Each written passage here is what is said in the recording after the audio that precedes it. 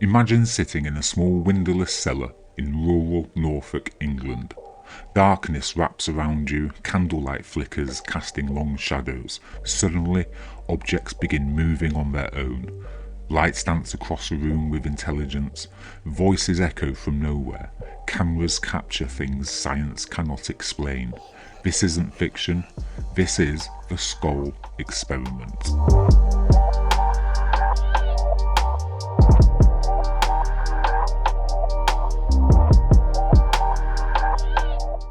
One of the most documented paranormal investigations in modern history, and you have probably never ever heard of it.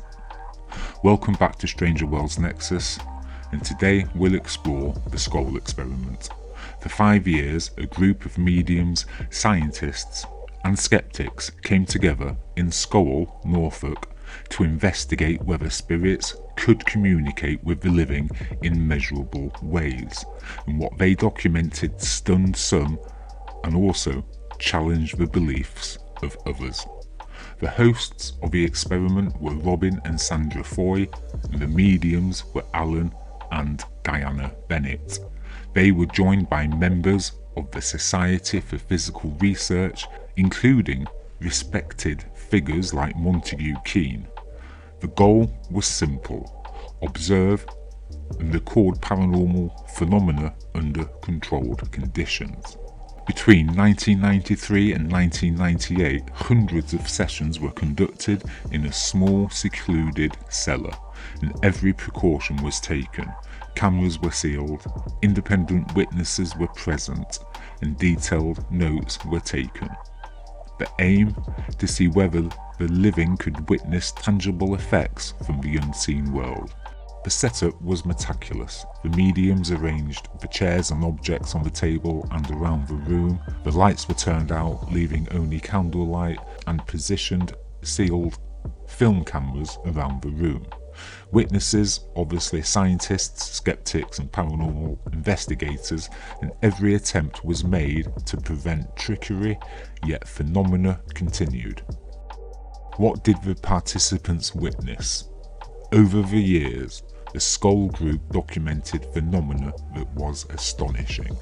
They saw spirit lights and orbs moving with intelligence. Some formed shapes or patterns almost as if trying to communicate. Witnesses described a deliberate awareness behind these lights. Materializations occurred.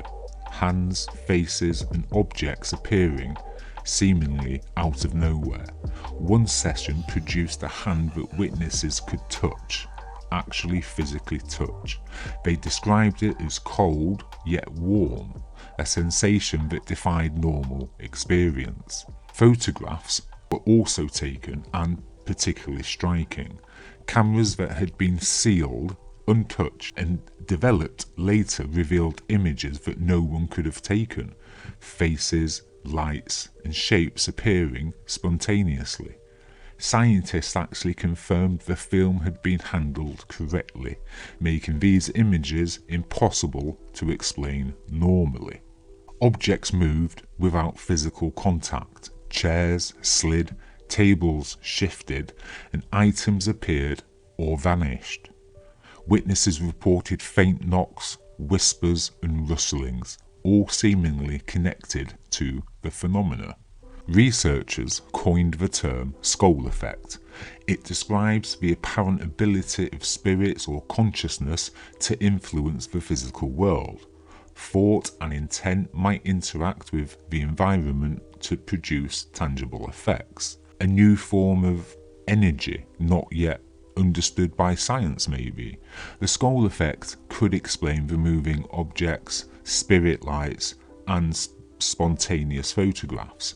It may represent a bridge between our world and the afterlife, a way for those who have passed to communicate. Some scientists suggest natural explanations like electromagnetic fields or psychokinesis. Others, like Montague Keen, insisted that what they witnessed could not be reproduced by known scientific principles. The Scole experiment was not without controversy. Skeptics claimed that the darkness made trickery possible, and some suggested mediums could have used wires or sleight of hand. Yet many scientists and the independent witnesses confirmed events they could not explain. Eyewitnesses described hands appearing in the air, objects moving, and lights forming complex patterns. One scientist remarked he had never seen anything in a lab comparable to this phenomena. The skeptic countered that perception in darkness can be misleading. This tension between belief and skepticism is central. For believers, it is compelling evidence. For skeptics, a cautionary tale. What cannot be denied is the meticulous recording, credible witness, and the lasting impact of the experiment. Among the hundreds of sessions, a few stand out. In one, a hand materialized, allowing witnesses to touch it. In another, sealed film revealed an image no one could have taken. Spirit lights moved in purposeful patterns, almost like messages waiting to be deciphered. Other phenomena included objects appearing and disappearing and faces briefly materializing. And careful SPR documentation added credibility to these accounts, making the Scole experiment one of the most closely observed paranormal investigations ever conducted. The Scole experiment remains one of the most referenced paranormal cases in modern history. It inspired documentaries, books, and ongoing discussion about consciousness, energy, and the afterlife. The SPR's published reports lend credibility to what many consider one of the most meticulously documented paranormal investigations ever. Whether you see it as proof of life after death, a new energy phenomena, or an elaborate illusion, it challenges what we think we know about the unseen world. Could consciousness extend beyond the body? Yes. Could those who have passed still communicate with the living? Yes. So, what do you think? Was this evidence of life after death, or one of the most sophisticated illusions ever performed? Would you dare sit in that cellar yourself? Comment below with your thoughts, and don't forget, subscribe to Stranger Worlds Nexus for more deep dives into the unexplained. Thank you very much guys, and we'll see you soon. Just as a quick note at the end of this video, if you would like me to do a more detailed deep dive into the Scole experiment, then I can do that for you, but you'll have to let me know in the comment section. Thank you very much guys, we'll see you soon.